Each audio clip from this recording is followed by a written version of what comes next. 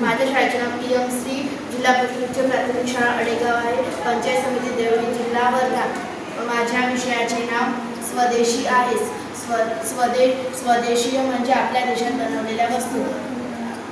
महात्मा गांधींनी स्वदेशीय आंदोलन सुरू करून देश बांधवांमध्ये आत्मविश्वास निर्माण केला. चरख्यातून निघणारा कापूस हा फक्त धागा नव्हे तर स्वावलंबनाचा संदेश होता. ह्या सर्व वस्तू आपल्या देशात बनवल्या जातात आणि ह्या वस्तूंना परदेशात खूप मागणी आहे. आणि ही वॅक्सिन कोरोना काळात आपल्या देशात बनवली होती आणि ही वॅक्सिन आपल्या देशात पण सर्वच जणांनी घेतली आणि ही परदेशात पण याची खूप मागणी होती. हा उद्योग घरी केला जातो. हे गृह उद्योग आहे.